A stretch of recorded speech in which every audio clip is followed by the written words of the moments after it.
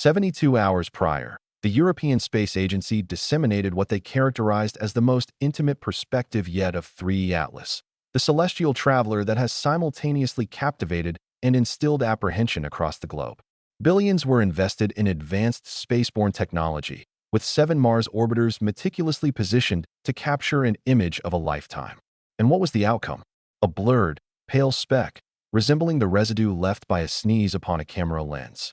Within mere minutes, social media platforms ignited, not with awe, but with indignation. Amateur sky gazers, armed with their backyard telescopes, were procuring clearer visuals of comets situated millions of miles more distant.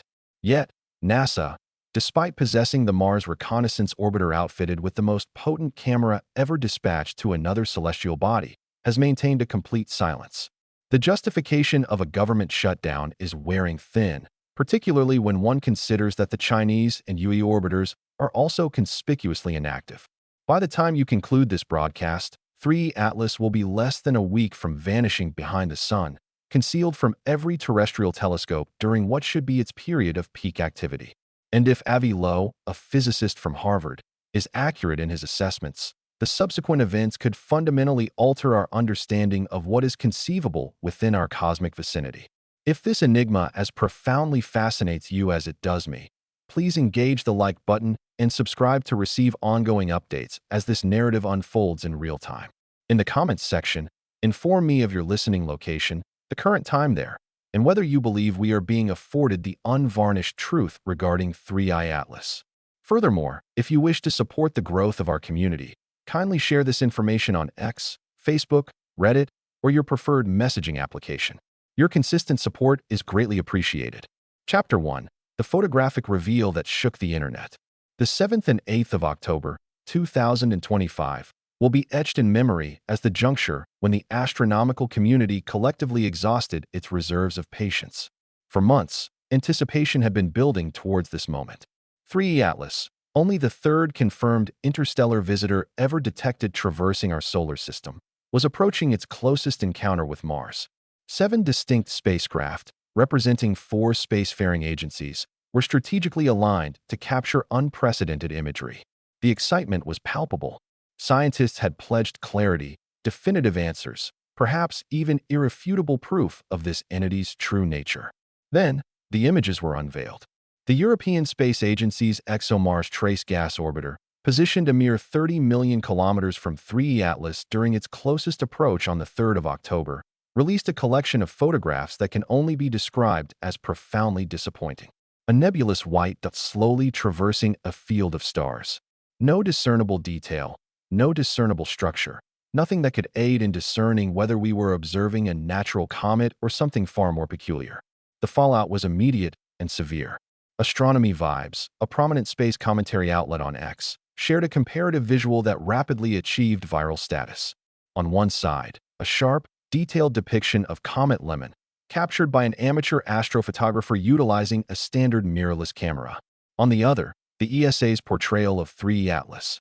The accompanying text queried, if a simple mirrorless camera can capture Comet Lemon, why is NASA unable to photograph 3E Atlas as it passes near Mars?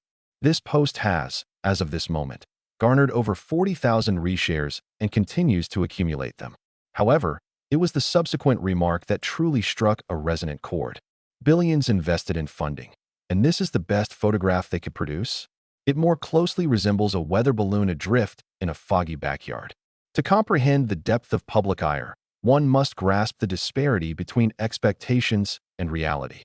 The CASIS camera aboard the ExoMars Trace Gas Orbiter possesses an angular resolution of 11.36 microradians per pixel. At a distance of 30 million kilometers, this translates to a resolution of 340 kilometers per pixel.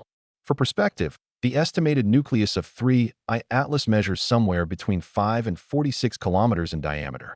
This implies that the entirety of this object's solid core would, at best, occupy a minuscule fraction of a single pixel within these captured images. However, here is where the situation becomes particularly intriguing. The ESA was fully cognizant of this limitation prior to the observation. They were aware that their instruments were calibrated for imaging the luminous Martian surface from mere hundreds of kilometers away, not for detecting faint objects situated tens of millions of kilometers distant. Nick Thomas, the lead investigator for the CASIS camera, acknowledged this explicitly in the official statement. This presented a considerable challenge for the instrument. The comet is approximately 10,000 to 100,000 times fainter than our typical targets. So, why proceed with releasing images they anticipated would be inadequate? Why cultivate expectations over several months, only to deliver a product yielding zero novel insights? The official narrative is that they presented the available data, asserting these represent the optimal images achievable with the existing equipment. However, the timing suggests a deliberate strategy, almost as a mechanism for releasing pin-up pressure, providing the public with something, anything, to scrutinize while the truly significant data remains concealed. Because make no mistake, superior images exist, significantly superior images, and they are being deliberately withheld. Chapter 2. The Absent Masterpiece. While the ESA was disseminating indistinct visual representations, NASA's Mars Reconnaissance Orbiter was engaged in capturing something entirely different. The HiRISE camera, an acronym for High Resolution Imaging Science Experiment, stands as the most advanced photographic instrument ever dispatched to another planet. Its resolution is so extraordinarily precise that, from Martian orbit, it can discern objects as small as a common kitchen table on the planet's surface. When 3 Atlas achieved its closest proximity to Mars on the 3rd of October, HiRISE was operating with a resolution of approximately 30 kilometers per pixel relative to the object's distance. This represents an enhancement of over 10 times compared to the capabilities of the ESA's cameras. Should any structural irregularities or unusual features exist that deviate from the established profile of a natural comet, HiRISE would undoubtedly have documented them. Avi Loeb, the Harvard physicist who has been meticulously tracking 3 Atlas since its initial detection, articulated this point with stark directness in his most recent blog entry. The brightest pixel within the HiRISE imagery offers the most refined constraint to date on the surface area of 3 Atlas. We are all eagerly anticipating the HiRISE team's prompt release of their captured images. This statement was authored on the 7th of October. It is now the 8th of October. Still no images have been made public. The officially cited reason is the ongoing United States government shutdown. Over 15,000 NASA employees, constituting more than 80% of the agency's workforce, have been placed on furlough. The agency's website is not being updated, and public communications have effectively ceased. This represents bureaucratic inertia at a moment of peak critical importance. However, there is a significant inconsistency in this explanation. The ESA, a European entity, was entirely unaffected by American political turmoil, and yet they released their images. China's Tianwen-1 orbiter was also strategically positioned to observe 3 Atlas using its moderate-resolution imaging camera. It too has remained silent. Likewise, the UAE's Hope orbiter, equipped with the Emirates Exploration Imager, had an unobstructed vantage point. And yet, nothing. Multiple space agencies, multiple sovereign nations with distinct bureaucratic structures and independent priorities, all are simultaneously incapable of or unwilling to release their most valuable data concerning the most scientifically significant object to visit our solar system in many years. The pattern is exceedingly difficult to disregard. Social media is abuzz with conjecture. Some posit a coordinated effort. Others suggest that an observation was made requiring meticulous review before any public disclosure. The more prone to conspiracy theories propose that the images reveal something so extraordinary that its release without appropriate contextualization would incite widespread public panic. This latter theory might seem far-fetched until one recalls the recent developments stemming from amateur observations. For while the professional space agencies have been reticent with their data, amateur astronomers have been capturing images that generate more questions than they provide answers. Chapter 3. When amateurs observe what professionals conceal. On the 3rd of October, the precise date of 3 Atlas's closest approach to Mars, a Portuguese amateur astronomer operating under the online pseudonym Dobsonian Power uploaded an image that rapidly became a global sensation. Employing nothing more than a solar telescope from his backyard and subjected to aggressive digital enhancement, he successfully captured what appears to be a distinct angular structure within 3 Atlas. These are dark, geometric formations, protrusions that starkly contrast with the diffuse luminescence typically associated with a comet's coma. The caption he appended was brief, yet pregnant with implication. What on earth is it? Within 6 hours, the image had been widely disseminated across every prominent astronomy forum, subreddit, and social media platform. The public reaction immediately bifurcated into two distinct camps.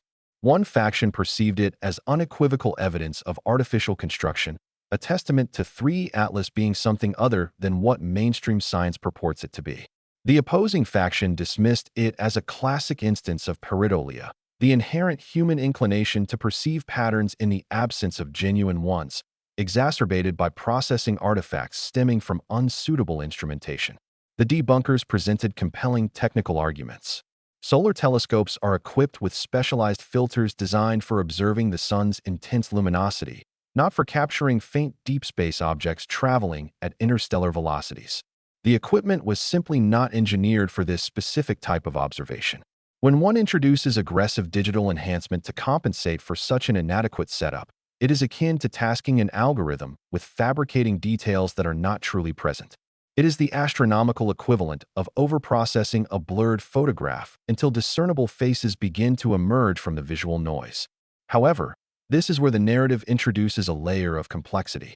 Dobsonian power is not merely an arbitrary internet conspiracy theorist wielding a rudimentary telescope and an overactive imagination. He is a respected amateur astronomer who has been consistently sharing authentic astrophotographic work for over a decade. His YouTube channel meticulously documents his equipment, his methodologies, and his image processing workflows. This is not the profile of an individual seeking to fabricate evidence for the sake of online notoriety. Furthermore, when questioned about the anomalous formations depicted in his 3 Atlas image, he did not resort to unsubstantiated pronouncements. Instead, he acknowledged the inherent uncertainty. He pledged to attempt further observations when the object becomes visible from Earth in early November, following its passage behind the Sun. His response was measured, scientific, and appropriately cautious, which renders the reaction to his image all the more revealing. Within a mere 24 hours, numerous online publications released articles specifically dedicated to debunking his captured image. The headlines declared, "Amateur telescope captures peculiar 3 Atlas image. Here's why it's not what it appears." The timing seemed orchestrated, the tone defensively assertive, as if there was an urgent need to preemptively establish the narrative that no unusual phenomena had been photographed, and that any apparent anomalies were merely the result of technical glitches before the image could gain significant traction. And then commenced the enhancement wars. Users across Reddit, Twitter, and various specialized conspiracy forums began downloading the original ESA images and subjecting them to their own processing algorithms. Some employed conventional astronomical image stacking techniques. Others utilized AI upscaling tools designed for improving the quality of low-resolution photographs. A select few embraced a more radical approach, employing machine learning models trained to reconstruct intricate details from limited data. The outcomes varied dramatically. Some revealed nothing more than marginally sharper iterations of the same indistinct. Others unveiled what appeared to be clearly defined geometric patterns, distinct edges, and structures that seemed too meticulously organized to be attributed to natural ice and rock. The fundamental problem arises when one initiates aggressive image processing, particularly with AI-driven tools. At that juncture, one is no longer observing what demonstrably exists, but rather what an algorithm perceives as plausible, based on its pre-existing training data.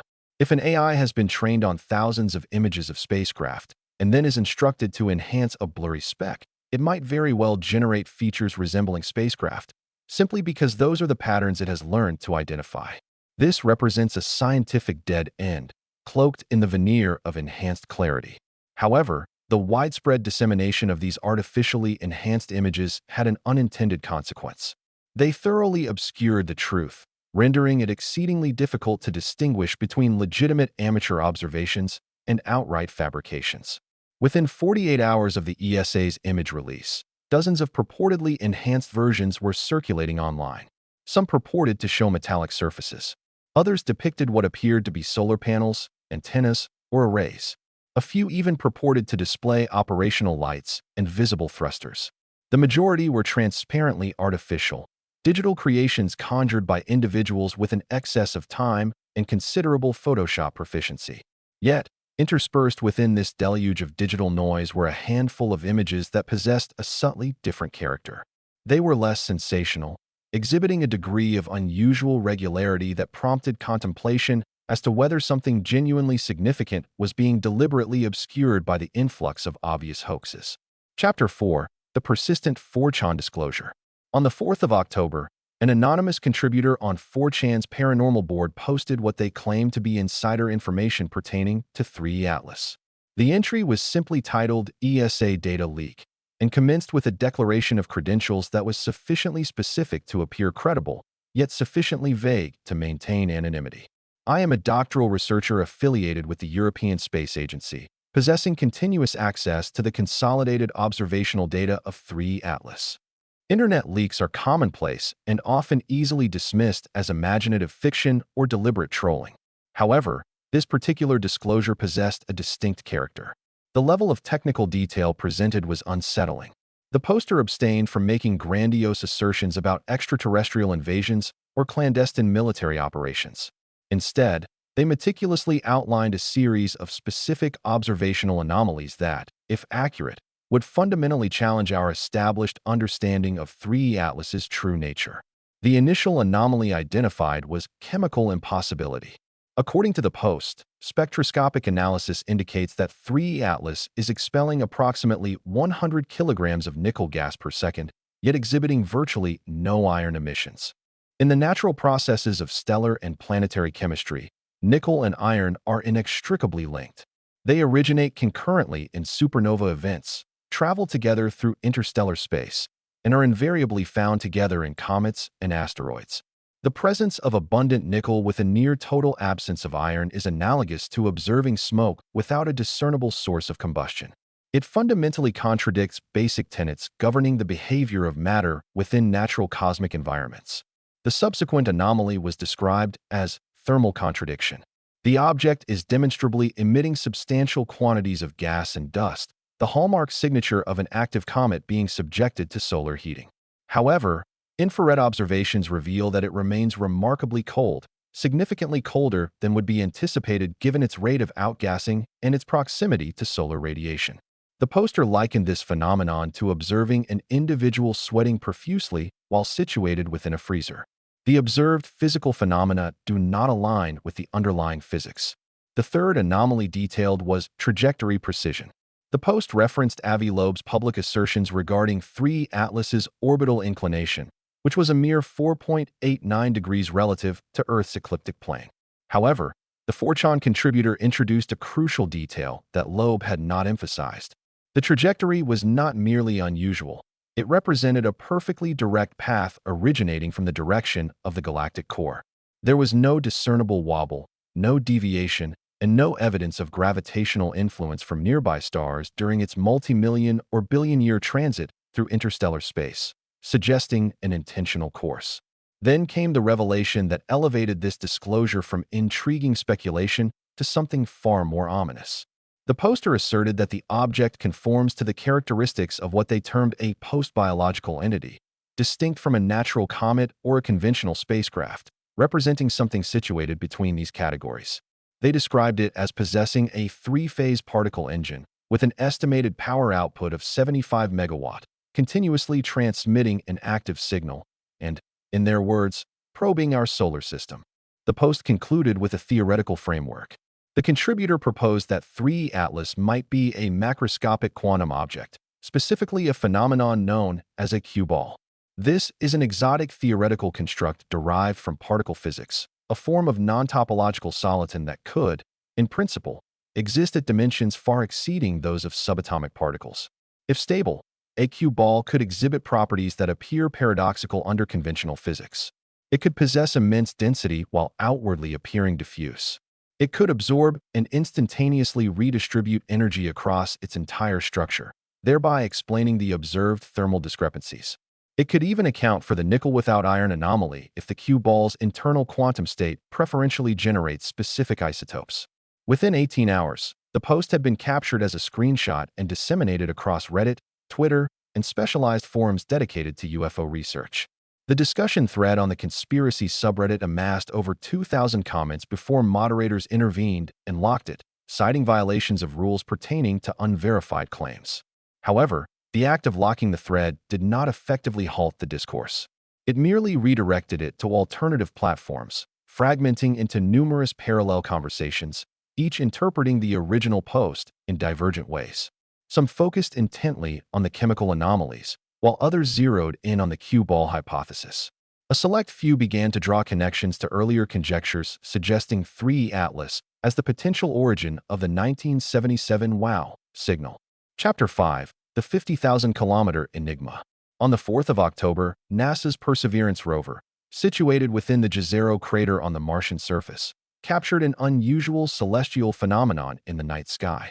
The image, originating from its right navigation camera, depicted an elongated streak of light, approximately 4 times longer than it was wide.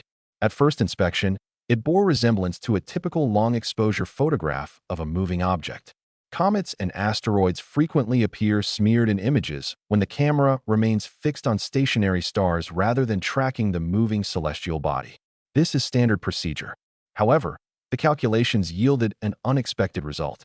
When observers began to ascertain the apparent size of the streak based on Perseverance's known camera specifications and the distance to 3E Atlas at that specific moment, they arrived at a disconcerting figure: 50,000 kilometers in length.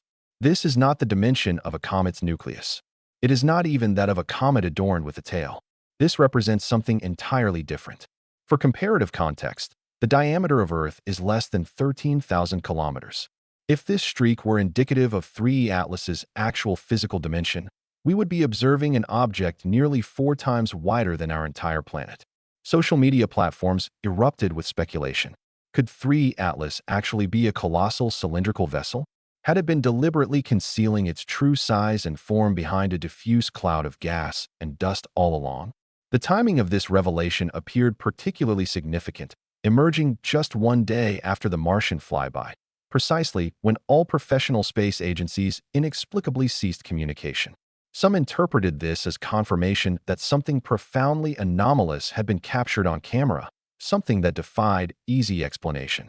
The speculative fervor reached a level that prompted Representative Anna Paulina Luna, a member of Congress known for her keen interest in unexplained aerial phenomena, to directly contact Avi Loeb for his expert analysis.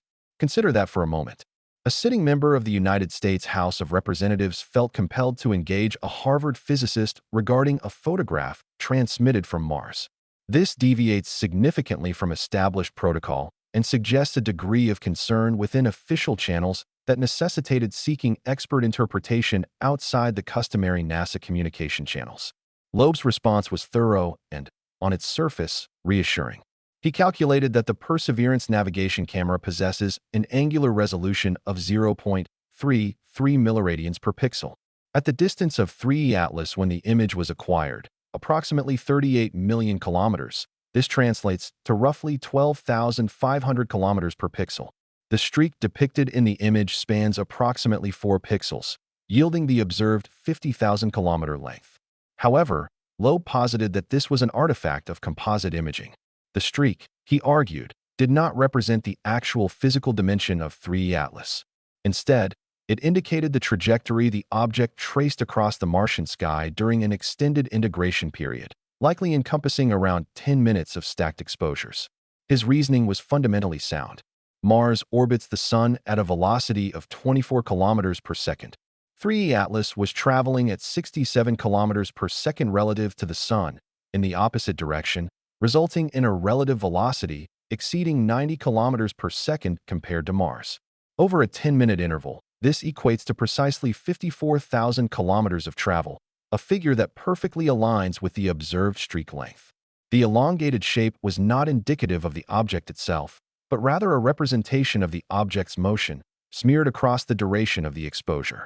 Case closed, then? The cylindrical vessel theory debunked by fundamental physics and meticulous calculation. Avi Loeb's analysis included a single statement that ignited the fervor of conspiracy theorists, much like a life raft. He posited, should the images from the navigation camera represent individual captures, each with an exposure duration under 3.28 seconds, then the observable source's luminosity and angular extent suggest it is not oumuamua. In such a scenario, the object might be significantly closer to the camera, potentially appearing as a smudged, elongated image due to its motion and reduced scale. This implies that what Perseverance documented wasn't oumuamua at all, but rather something else, something much nearer to Mars. This crucial caveat created an opening that subsequent clarifications could never entirely seal. Since NASA has not officially verified whether the image is a composite or a single shot, they have withheld the associated data. The precise exposure time and the number of images combined remain undisclosed. The justification of a government shutdown is invoked once more. Insufficient personnel to process inquiries. No one available to confirm fundamental technical aspects of the image acquisition. Chapter 6. 48 Years of Silence. On August 15, 1977, Ohio State University's Big Ear radio telescope intercepted a radio wave emission lasting 72 seconds. The signal was so extraordinary, so precisely patterned, that astronomer Jerry Emmons circled it on the printout and scrawled a single word in red ink. Wow. For almost 5 decades, this signal has stood as one of the most profound enigmas in the quest for extraterrestrial intelligence. It originated from the direction of Sagittarius, near the constellation's most densely populated star fields. The signal was narrowband, concentrated on a single, specific frequency, and it has never reappeared. Hundreds of subsequent observation attempts, spanning thousands of hours of listening time directed at the same celestial sector, yielded nothing. Only that solitary burst, 48 years prior. And then, perpetual quietude, until Avi Loeb performed calculations concerning oumuamua. He determined the celestial body's position on August 12, 1977, merely 3 days before the detection of the WOW signal. The result? Approximately 600 astronomical units from Earth, roughly 600 times the distance between our planet and the Sun. More significantly, he calculated the precise direction from which oumuamua was originating at that juncture. Right ascension, 19 hours 40 minutes. Declination, 19 degrees. The WOW signal emanated from right ascension, 19 hours 25 minutes. Declination, negative 27 degrees. These two celestial bearings are separated by approximately 9 degrees. Within the immense expanse of space, where celestial bodies originate from virtually any imaginable direction, the statistical likelihood of such an alignment registers at about 0.6%. While not an absolute impossibility, it is profoundly suspect. Loeb did not halt his investigation there. He posed the next logical inquiry. If oumuamua transmitted the WOW signal from a distance of 600 astronomical units, what would be the necessary power output of the transmitter? The mathematics are straightforward. The observed intensity ranged between 54 and 212 Jansky across a 10 kHz bandwidth. At a distance of 600 astronomical units, this translates to a transmitter output between half a gigawatt and 2 gigawatts. For perspective, a standard nuclear reactor on Earth generates approximately 1 gigawatt. Thus, we are contemplating power levels comparable to a nuclear power plant, meticulously focused into a narrow radio beam. This is not beyond the realm of possibility for an advanced civilization. In fact, it is quite logical if the objective is to transmit a detectable signal across interstellar distances without squandering energy on omnidirectional broadcasting. An additional detail further complicates dismissing the connection. The WOW signal was detected at a frequency of 1420.4556 MHz, exhibiting a blue shift of approximately 10 kilometers per second toward Earth, relative to the hydrogen line. This blue shift indicates that the source was moving towards us. Oumuamua is currently approaching the Sun at a velocity of about 60 kilometers per second. Loeb proposes that if this object possesses maneuvering capabilities, it could have been traveling at a slower velocity in 1977, subsequently accelerating after identifying potentially habitable planets within our solar system. This suggests a reconnaissance pulse, a radar sweep to detect signs of technological civilization before committing to a closer approach. Herein lies the profound frustration of this entire connection. It could be unequivocally verified. A radio telescope could be directed at oumuamua, tuned to the hydrogen line frequency. If it is actively transmitting, confirmation would be achieved within hours. If it remains silent, the link to the WOW signal is likely coincidental. A simple test, a definitive answer. Yet, as Loeb observed in his most recent blog post, not a single radio telescope has reported any data concerning oumuamua. The Very Large Array has not conducted observations. The Arecibo telescope lies in ruins. The Green Bank telescope has not published any findings. Even SETI, the very organization dedicated to the detection of extraterrestrial signals, has not publicly disclosed any monitoring efforts. The silence from the radio astronomy community is deafening. Chapter 7. The Path That Should Not Exist. Envision launching a dart toward a globe from across a room while blindfolded. Now, imagine that dart not only striking the globe, but landing within a few degrees of the equator. That approximates the statistical improbability we are confronting when examining oumuamua's entry into our solar system. Objects originating from interstellar space can arrive from virtually any direction. Their distribution across the celestial sphere should be random, approaching at all conceivable angles. Yet, oumuamua arrived with an orbital inclination of merely 4.89 degrees relative to Earth's ecliptic plane, less than 5 degrees. This places it within less than 1% of all possible arrival angles. Loeb has been emphatically stressing this point in every interview, every blog post, and every public statement since July. The trajectory is anomalous, not merely unusual, but statistically profoundly improbable for a random interstellar object. To grasp why, one must consider the mechanics of galactic movement. Stars within the Milky Way's disk orbit the galactic center with a certain average velocity. However, they also exhibit random movements, both vertically and laterally, akin to bees swarming around a hive. This inherent randomness dictates that objects ejected from other star systems should reach our solar system from all directions with roughly equal probability. There is no preferential vector, no cosmic superhighway channeling interstellar visitors into our ecliptic plane. And before anyone suggests that perhaps objects from the galactic disk naturally arrive at shallow angles, Loeb has addressed that possibility as well. The galactic disk itself is tilted approximately 60 degrees relative to our solar system's ecliptic plane. 60 degrees. That is more than 10 times the inclination of oumuamua. If this object originated from a typical star system within the galactic disk and was ejected randomly, we would anticipate its arrival at a steep angle, not a shallow one. The observed alignment is inverted from what galactic geometry would predict. Compare oumuamua to the only other interstellar objects we have detected.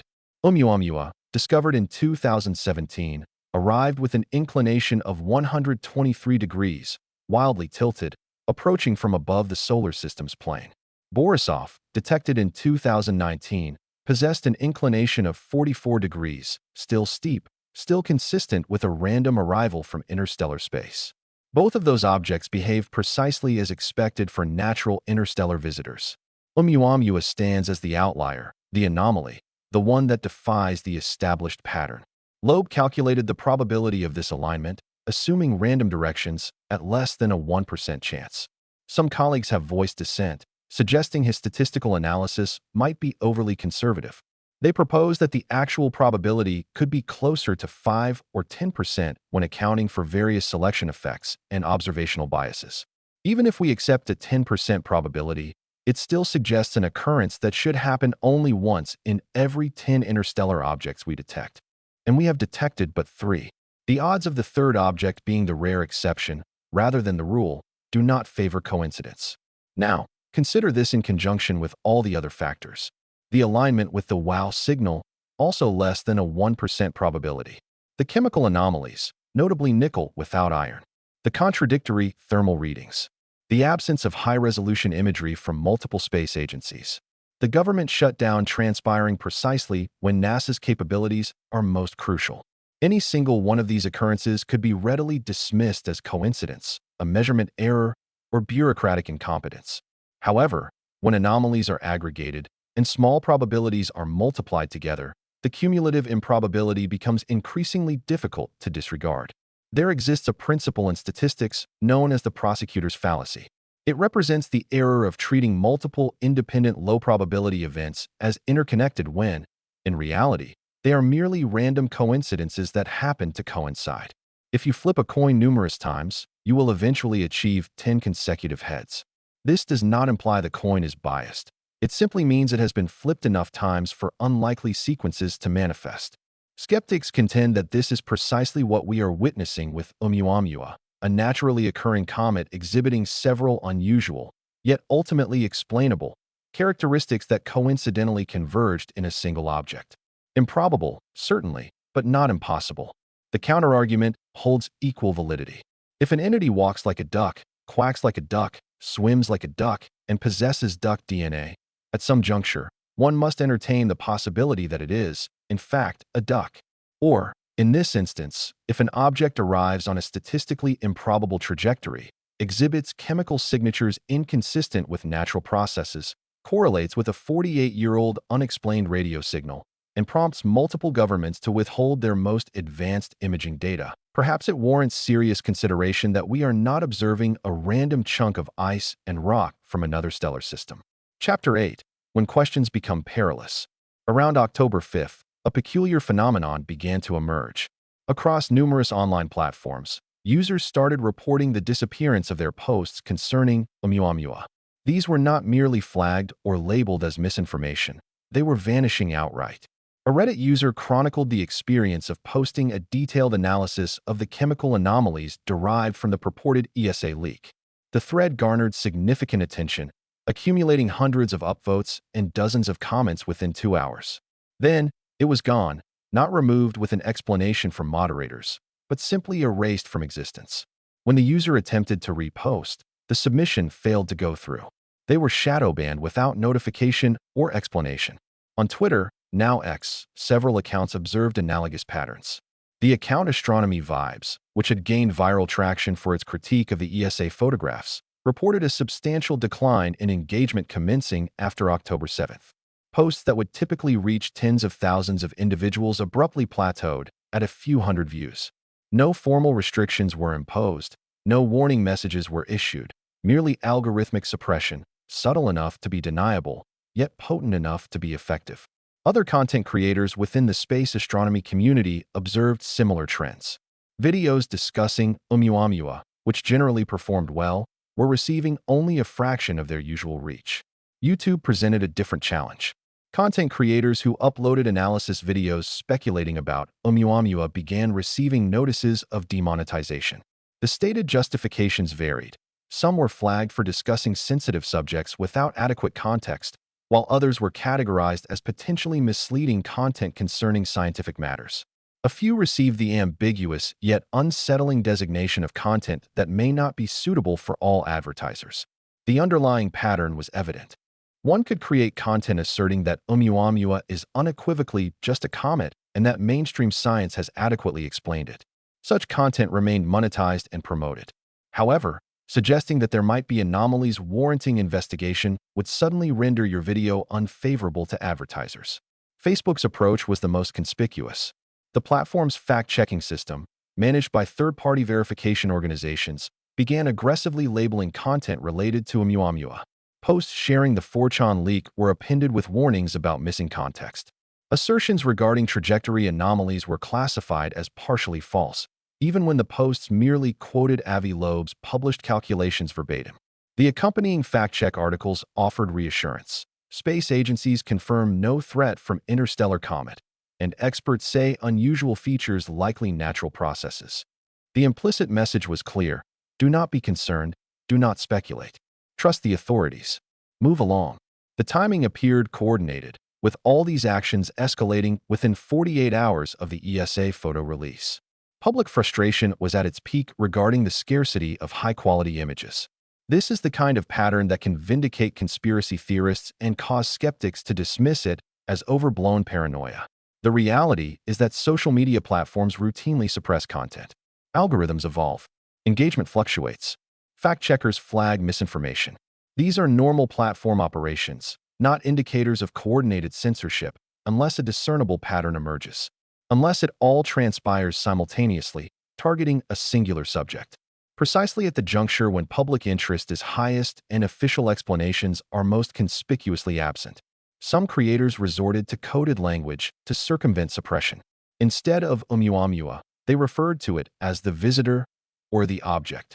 Instead of alien or extraterrestrial, they employed terms like non-terrestrial or anomalous. It resembled observing the development of a new lexicon to discuss a topic that the platforms preferred not to be openly debated. This was the Streisand effect in real time. The more the content was suppressed, the more people assumed there was something to hide. The more aggressively fact-checkers pushed back, the less credibility the official narrative held. Every effort to control the discourse only amplified the suspicion that the discourse required control. Chapter 9. The Moment We Cannot Watch. Mark October 29th and 30th on your calendar. In less than 72 hours from this moment, Oumuamua will reach perihelion, its closest proximity to the Sun. It will pass at a distance of approximately 202 million kilometers, just beyond the orbit of Mars. For a natural comet, this represents the critical juncture. The intense solar radiation at this proximity is expected to induce significant outgassing, potentially even fragmentation. We have witnessed this phenomenon previously. Comets approach the Sun, the heat becomes overwhelming, and they fracture into pieces. It is a spectacular event when it occurs.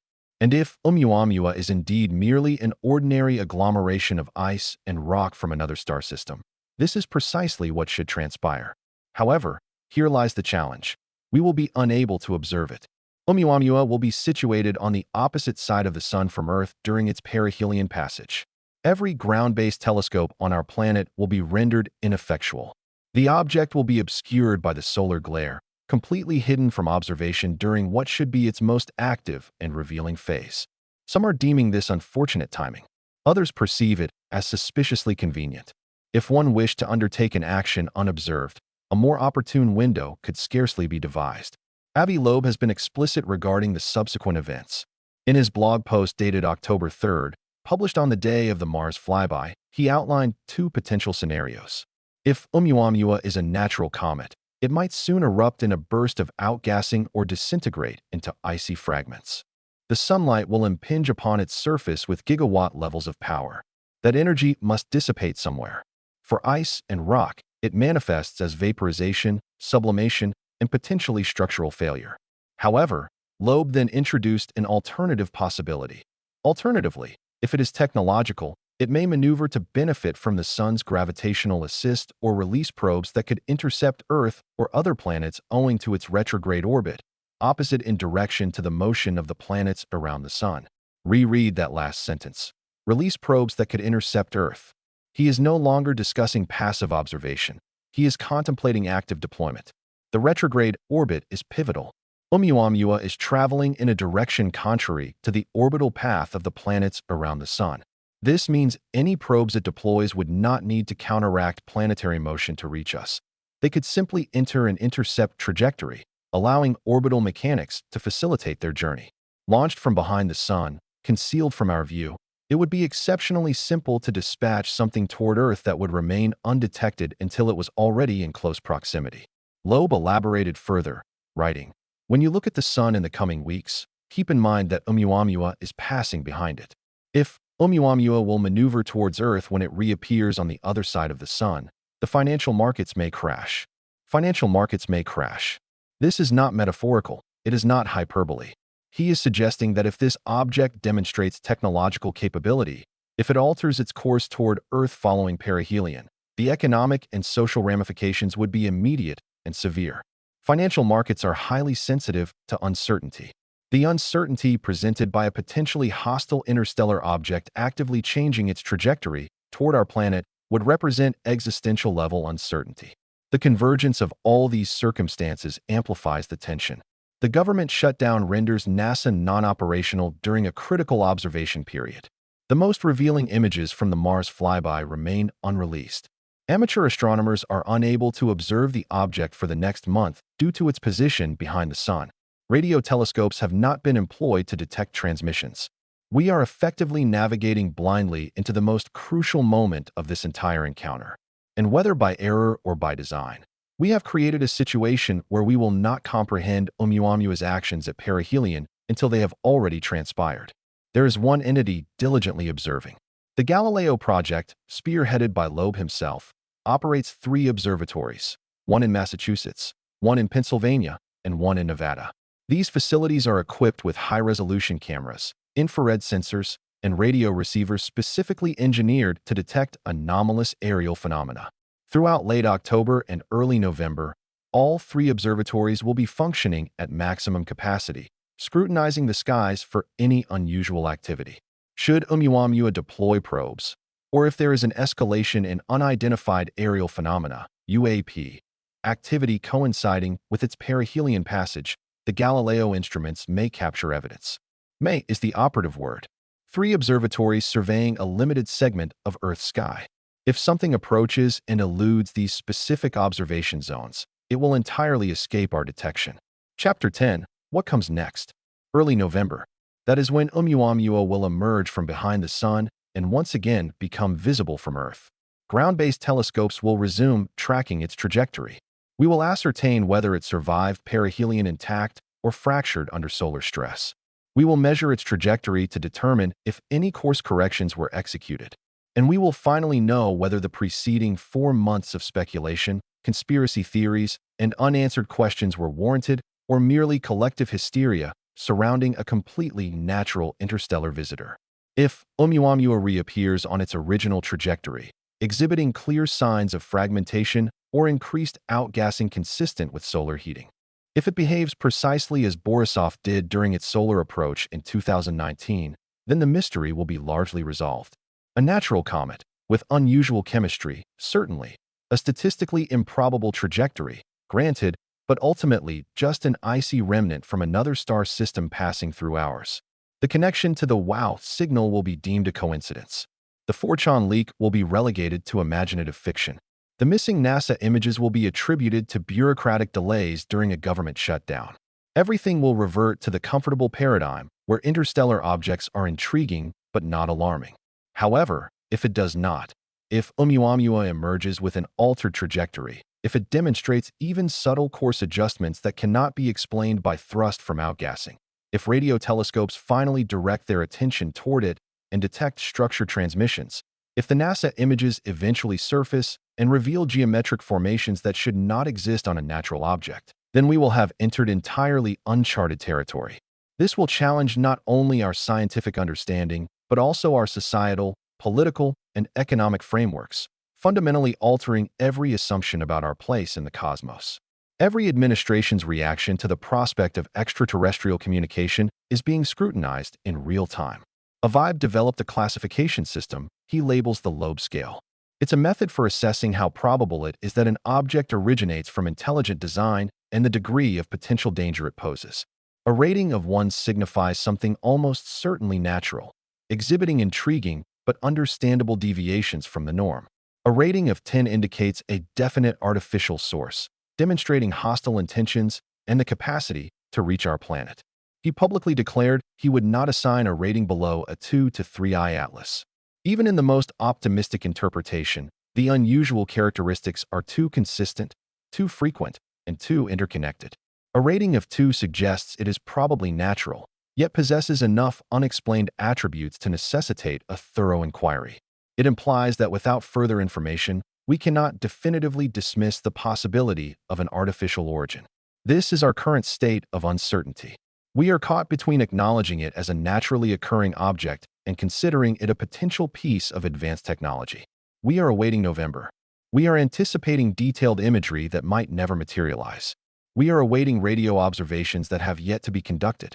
We are awaiting 3i Atlas to either continue its parabolic course away from our solar system, vanishing forever, or to perform an action that compels us to accept the reality that we are not alone and are entirely unprepared. The European Space Agency has announced that its Jupiter Icy Moons Explorer spacecraft, named JUICE, will conduct observations of 3i Atlas between November 2nd and 25th, utilizing a variety of its sophisticated instruments. This observation period will commence shortly after perihelion, when the object is expected to be at its peak activity. The collected data will not be accessible until February 2026, owing to communication latency and the time required for processing. This means a wait of 7 months for images captured in November. A 7-month period of not knowing whether the heightened activity detected by JUICE is merely typical cometary gas release or something far more significant. 7 months of speculation regarding whether the indistinct presented by the ESA in October was indeed the best they could produce, or if they are strategically managing a profound revelation that they are struggling to convey. Regardless of what 3i Atlas ultimately proves to be, or what actions it takes in the forthcoming weeks, the discourse surrounding it has already illuminated a crucial aspect of our civilization's current standing. We lack faith in our established institutions to provide us with unfiltered truth concerning matters of such magnitude. We do not readily accept official assurances.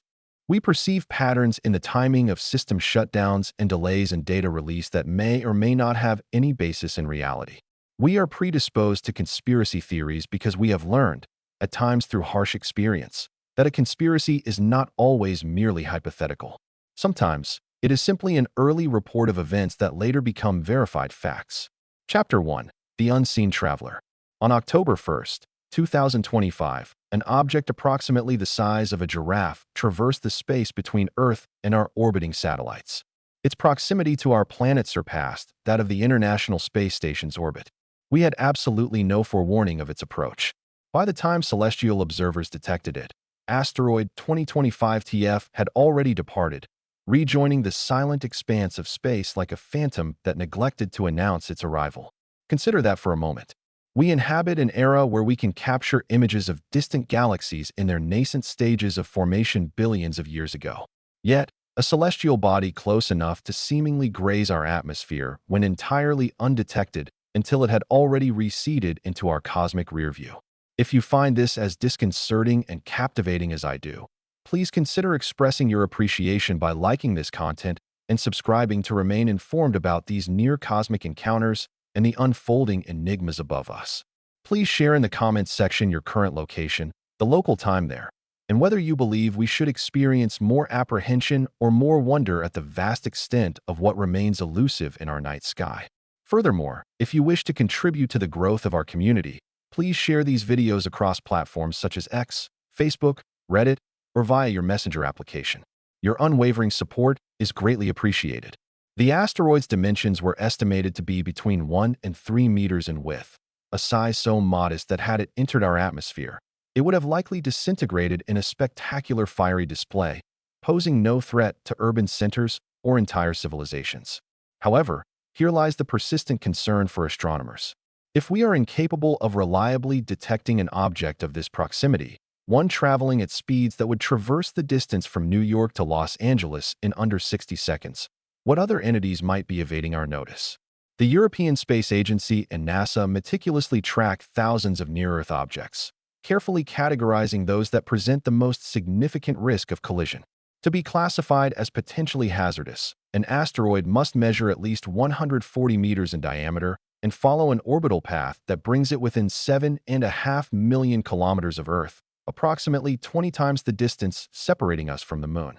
Asteroid 2025 TF falls considerably short of this size criterion, which partly explains its successful evasion of detection. Our telescopic arrays and survey systems are primarily oriented towards identifying larger celestial bodies, those capable of ending civilizations, the objects that could instigate another mass extinction event if they were to impact at an unfavorable angle. Yet, this diminutive visitor serves as a stark reminder that the cosmos is not an empty void. It is a dynamic expanse teeming with fragmented matter, ancient remnants from the very inception of our solar system, fragments of shattered worlds that never fully coalesced into planets, debris from collisions that occurred when Earth itself was in its formative stages. The majority of this material remains distant, secured in stable orbits within the asteroid belts situated between Mars and Jupiter, or drifting in the remote Kuiper belt beyond Neptune. However, gravitational influences, the subtle pull exerted by Jupiter's immense mass, or a nudge from a passing comet can alter these trajectories, initiating new paths for these rocky entities that occasionally intersect with our own. What renders 2025 TF particularly noteworthy is not solely its close approach, but its passage during a month characterized by an unusually active celestial sphere populated by numerous visitors. Chapter 2. The Luminescent Wanderer. While one celestial voyager passed us without fanfare, another is making a far more conspicuous arrival. Comet C 2025A6, more commonly recognized as Lemon, named after the observatory that first identified it, is increasing in brightness within our October skies. Astrophotographers globally have been capturing increasingly brilliant images as this celestial body, composed of ancient ice and dust, journeys towards a close encounter with Earth. In contrast to the covert asteroid that surprised us, Lemon has been meticulously tracked since its initial discovery. Presently, it resides at the very edge of naked eye visibility, Over the subsequent weeks, provided atmospheric conditions are favorable and the night sky is sufficiently dark, you may have the opportunity to observe it directly. It will appear as a faint, nebulous patch of light, accompanied by a spectral tail extending away from the sun. Comets are fundamentally distinct from asteroids. Whereas asteroids comprise solid rocky or metallic fragments originating from the warmer inner solar system, comets are icy bodies that formed in the frigid outer reaches of space. They are sometimes referred to as dirty snowballs, though this description underestimates their complexity. The nucleus of a comet contains frozen water, carbon dioxide, methane, and ammonia, intermingled with dust and organic compounds, the very molecular building blocks of life. As a comet approaches the sun, solar radiation warms its surface, inducing the ice to sublimate, transitioning directly from a solid to a gaseous state without undergoing a liquid phase. This process generates the coma, a transient atmosphere of gas and dust that can extend for hundreds of thousands of kilometers. The solar wind and radiation pressure then propel this material away from the nucleus, forming the distinctive tail that invariably points away from the sun, irrespective of the comet's direction of travel. Lemon is not the sole comet gracing our celestial canvas this month. Another visitor, C 2025 R2, known as Swan, will pass Earth later in October at a distance of 0.26 astronomical units. This proximity should offer a visual spectacle for those equipped with binoculars or small telescopes. Both comets currently exhibit a magnitude of approximately 6, positioning them right at the threshold of human visual perception under optimal conditions. However, comets are notoriously capricious. They can experience sudden surges in brightness if their rotation exposes fresh ice to solar radiation or if an outburst expels a plume of material into space. They are also susceptible to fragmentation, breaking apart due to the stresses of solar heating or tidal forces, resulting in multiple nuclei, each developing its own coma and tail. What captivates observers of comets, beyond their inherent beauty, is their profound connection to deep time. The ice within these celestial objects formed eons ago in the outer solar system, preserved in a cosmic refrigeration far removed from the sun's warmth. When we behold a comet, we are witnessing material that predates Earth's oceans, before the moon had fully formed, before life emerged in whatever tepid tidal pool or deep-sea thermal vent first catalyzed self-replicating chemistry. Certain scientists propose that comets delivered substantial quantities of water to early Earth, cascading down in a bombardment that significantly contributed to filling our oceans. Others posit that the organic molecules discovered within comets, including amino acids, the fundamental components of proteins, may have seeded our planet with the essential raw materials for life's inception. This intrinsic link between ancient comets and the genesis of life directs us to another groundbreaking discovery that is prompting scientists to reassess the prevalence of life's constituent elements throughout the cosmos. Chapter 3. A Cradle for Moons. 625 light-years distant from Earth, a remarkable phenomenon is unfolding in the vicinity of a young planet. The James Webb Space Telescope has successfully obtained the inaugural direct measurements of a circumplanetary disk, a rotating annulus of gas and dust encircling an exoplanet designated CTB. Within this disk, the Webb telescope has detected the chemical signatures that hold the potential for moon formation. Hydrogen cyanide, acetylene, benzene, propene, ethane, carbon dioxide, all carbon-bearing molecules swirling within a structure that bears a striking resemblance to planetary scientists who study the historical evolution of our own solar system. This observation is significant because for decades, we have theorized about the mechanisms of moon formation, yet we have never actually witnessed the process in action. Jupiter's 4 largest satellites, the Galilean moons discovered by Galileo in 1610, orbit their parent planet in a unified plane, suggesting they coalesced from a disk of material that once surrounded Jupiter billions of years ago, much in the same way that planets formed from a disk around the young sun. The 2 outermost of these moons, Ganymede and Callisto, are composed of 50% water ice, though they likely possess rocky cores of carbon or silicon beneath their frozen exteriors. Based on their orbital characteristics and composition, scientists have long hypothesized the existence of a circumplanetary disk around Jupiter. Within this disk, the fundamental materials for moon formation would have gathered and accreted. Now, with CTB, We are observing a comparable process in the very act of unfolding. However, it is crucial to remember that real time, in astronomical context, carries a degree of imprecision. The light we detect emanating from this system originated 625 years ago, a period when Earth was immersed in the Renaissance, and the concept of planets beyond our solar system had yet to be conceived. Nevertheless, from our vantage point, we are witnessing moon formation as it occurs, and the details are utterly fascinating. The planet itself orbits a star that is a mere 2 million years old, still actively accreting material from its own circumstellar disk. This indicates we are observing a system in its nascent stages, a planetary nursery where multiple phases of structural development are occurring concurrently. What most astonished the researchers was the stark chemical disparity between the planet's moon-forming disk and the star's planet-forming disk. The circumplanetary disk surrounding CTB is abundant in carbon-rich molecules but shows no evidence of water. Conversely, the circumstellar disk encircling the star contains water but lacks the carbon chemistry evident in the planet's disk. This chemical stratification occurred within a mere 2 million years, suggesting that disk chemistry undergoes rapid evolution and follows divergent pathways contingent upon localized conditions. Factors such as temperature, radiation intensity, and the presence of magnetic fields all influence which molecular species can persist and which are subject to disintegration. The ramifications of these findings extend beyond our comprehension of moon formation. By charting the chemical composition of these disks in young stellar systems, we can begin to forecast which exoplanets are likely to host moons and which of those moons might possess conditions conducive to life. Within our own solar system, some of the most promising candidates for the potential existence of life are not planets, but rather moons.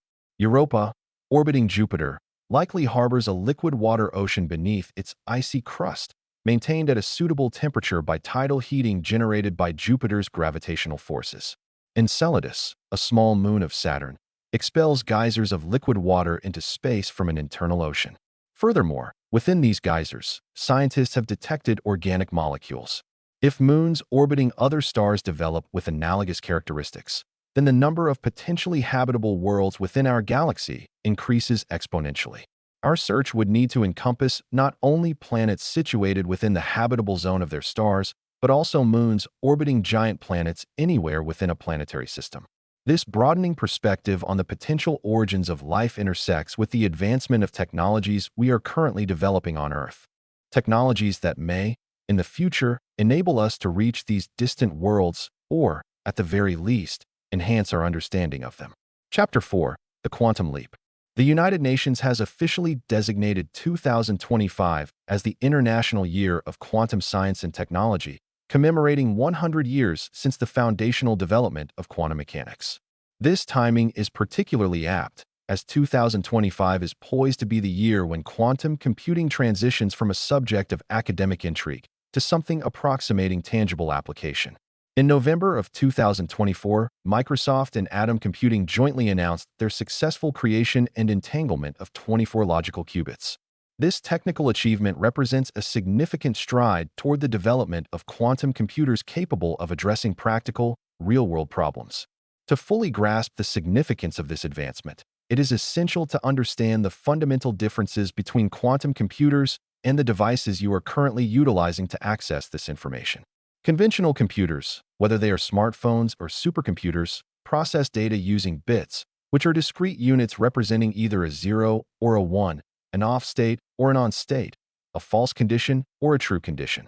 Every operation performed by your computer, from streaming video content to executing intricate simulations, ultimately relies on the manipulation of an immense quantity of these binary digits at extraordinary speeds. Quantum computers, however, operate on entirely distinct principles.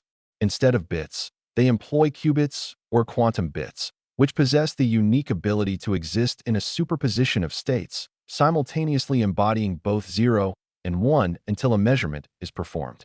This is not merely a conceptual analogy or a computational trick.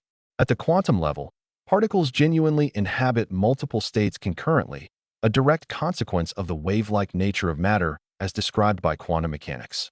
When multiple qubits are in a state of superposition, they possess the capacity to represent an exponentially greater volume of information compared to an equivalent number of classical bits. Two classical bits can represent four distinct values, 00, 01, 10, or 11, but they can only hold one of these values at any given moment. In contrast, two qubits in superposition can simultaneously represent all four of those values. Three qubits can represent 8 values concurrently. This exponential scaling continues, meaning that a quantum computer equipped with merely a few hundred qubits could theoretically execute computations that would require classical supercomputers longer than the entire age of the universe. However, a persistent challenge has always been present. Qubits are extraordinarily delicate.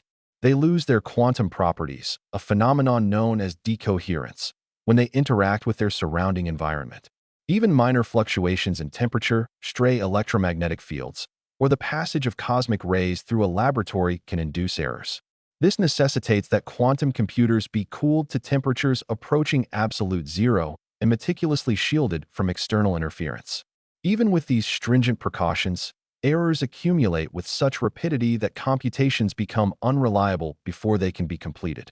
The breakthrough that renders 2024 and 2025 so pivotal is the progress made in quantum error correction. This refers to the ability to detect and rectify these errors without compromising the integrity of the quantum state being preserved. The creation of 24 entangled logical qubits signifies the development of qubits with inherent error correction capabilities, rendering them substantially more stable and dependable than the physical qubits that constitute the raw hardware. Entanglement is another quantum phenomenon that Albert Einstein famously characterized as spooky action at a distance. When qubits are entangled, the act of measuring the state of one instantaneously influences the state of the others, irrespective of the physical distance separating them. This attribute enables quantum computers to perform specific types of calculations, such as database searches or factoring large numbers, with a degree of efficiency unattainable by classical computers.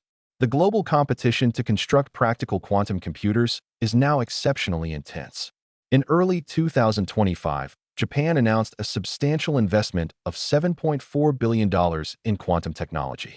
Spain committed $900 million.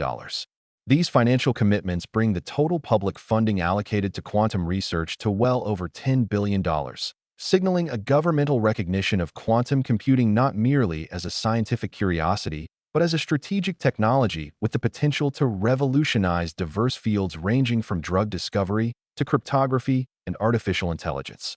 The private sector is demonstrating an equally profound commitment. Corporations such as Google, IBM, and Amazon continue to advance the frontiers of what is technically feasible. Google has asserted that its quantum processors possess the capability to solve certain problems at an exponentially faster rate than classical supercomputers.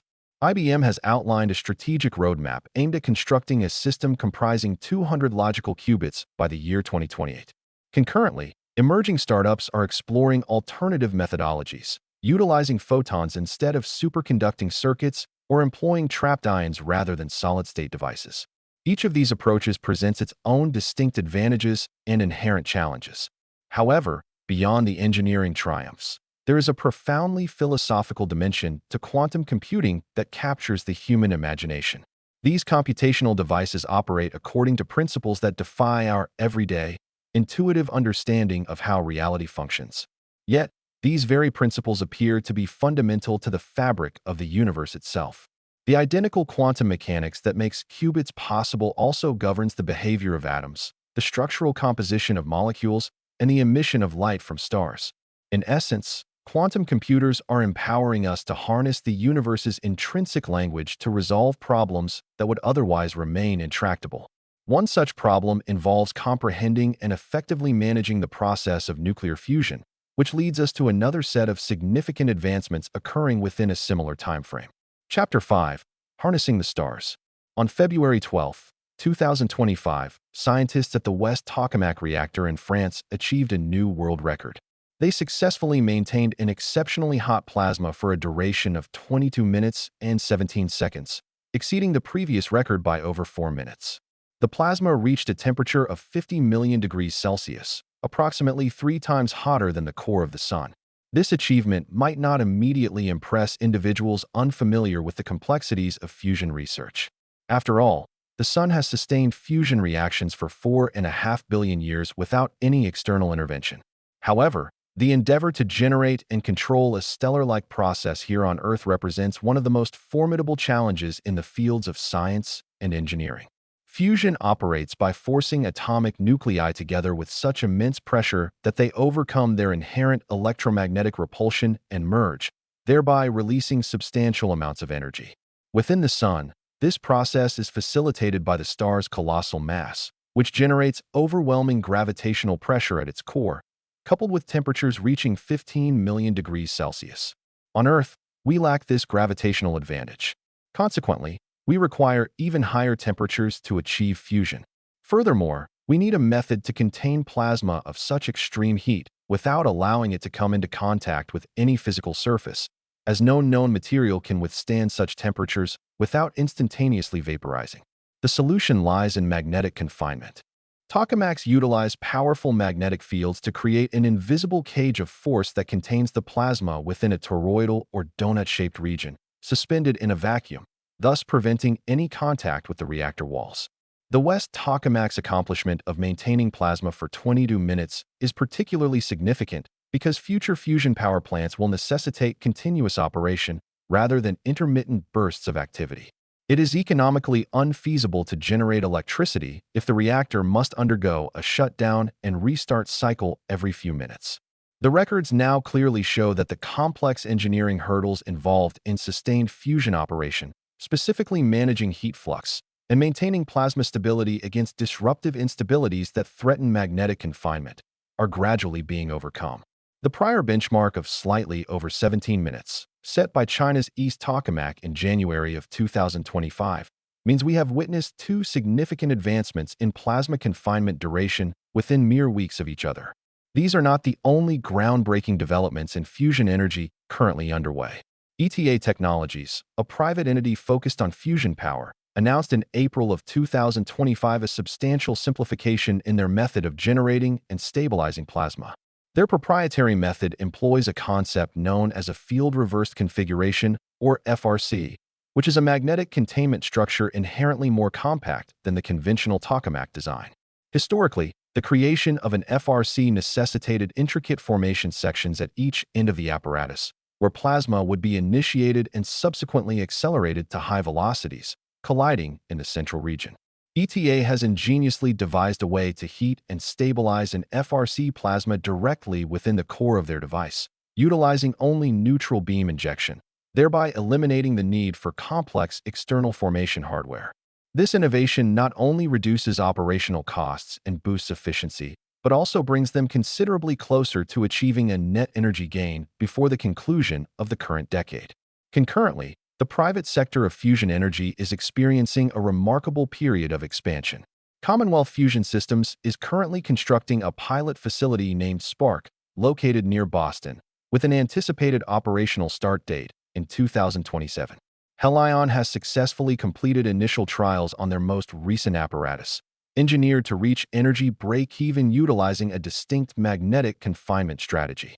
General Fusion, based in Canada, is developing a demonstration system that employs a fundamentally different methodology, mechanically compressing plasma rather than relying exclusively on magnetic fields.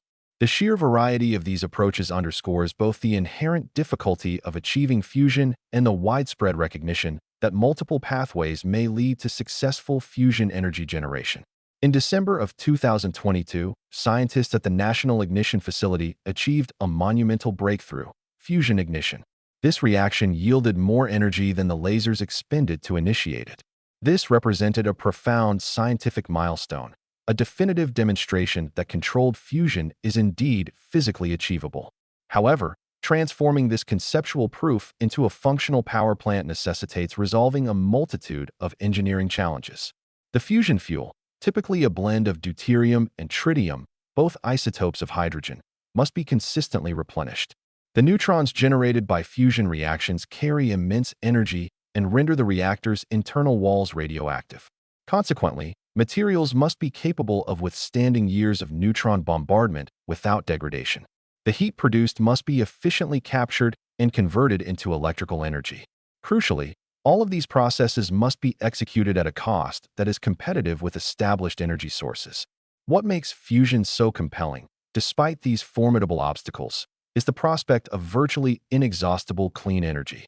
Deuterium can be readily extracted from seawater, where it naturally occurs at a ratio of 1 atom for every 6,500 hydrogen atoms. At this concentration, the Earth's oceans contain sufficient deuterium to power human civilization for millennia. Tritium is more scarce and must be bred from lithium, a relatively abundant element. Fusion processes produce no long-lived radioactive waste, unlike conventional nuclear fission reactors. Furthermore, it generates zero carbon emissions, and a fusion reactor cannot undergo a meltdown or explosion, as the plasma is so diffuse that any disturbance causes the reaction to cease instantaneously. The fundamental question is no longer whether fusion will function, but rather when it will become a practical and economically viable energy source. Optimistic projections point to the rapid advancements observed in both governmental and private sector initiatives, suggesting that the first commercial fusion electricity could be integrated into the grid by the early 2030s. Skeptics, however, highlight that fusion has been perpetually 20 years away for the past 60 years and caution that unforeseen complications invariably emerge. Nevertheless, the momentum in 2025 feels distinctly different. This surge is fueled by a confluence of technological breakthroughs, substantial investment, and the pressing global imperative for clean energy solutions to combat climate change. For the first time, it appears plausible that a child born today might mature in an era where fusion power is as commonplace as solar panels or wind turbines. And perhaps that child's generation will utilize fusion-powered spacecraft to venture throughout the solar system, following the trajectories of ancient comets and asteroids, and meticulously investigating planets and moons that we have thus far only observed from a considerable distance. One such celestial body, Mars, continues to surprise us with indications that it may have once harbored life. Chapter 6: Leopard Spots on Mars. In July of 2024, NASA's Perseverance rover successfully extracted a core sample from a rock formation designated Shava Falls, located within Mars' Jezero crater. The rock exhibited features that mission scientists characterized as the most perplexing, intricate, and potentially significant they had encountered. Following a year of rigorous peer review, the findings were formally published in the esteemed journal Nature in September of 2025, presenting the most compelling evidence to date suggesting that Mars may have once been inhabited by microbial life. The operative word here is may, as one of the most profound lessons in astrobiology is that initial appearances are rarely definitive. Shava Falls is situated within an ancient riverbed in a region Perseverance has been meticulously exploring, known as Bright Angel. Billions of years ago, water flowed through this area, carving channels as it converged into Jezero crater, which at that time was a substantial lake. The rock itself is sedimentary in nature, composed of clay and silt, precisely the type of material on Earth that is known to preserve fossils and chemical remnants of ancient life. Perseverance's sophisticated instruments detected the presence of organic carbon, sulfur, oxidized iron, and phosphorus. On Earth, this particular combination of elements frequently signifies biological activity. However, what truly captured the scientists' attention were minute features they have termed leopard spots. These are tiny specks, enriched with iron phosphate and iron sulfide, dispersed throughout the rock in a manner analogous to the spots on an animal's coat. On Earth, when microorganisms metabolize organic matter, they often excrete iron phosphate and iron sulfide as byproducts of their metabolic processes. The spatial distribution of these compounds within Shava Falls closely mirrors the patterns observed in terrestrial rocks containing fossilized microbial communities. Yet, herein lies the critical challenge. Chemical processes alone can also generate remarkably similar patterns, independent of any biological involvement. Hydrothermal activity, for instance, and volcanic events can both result in the formation of iron-rich mineral deposits. The core difficulty lies in discerning between biological and non-biological origins based solely on chemical composition and textural analysis, particularly when conducting such investigations remotely using instruments mounted on a rover millions of kilometers away.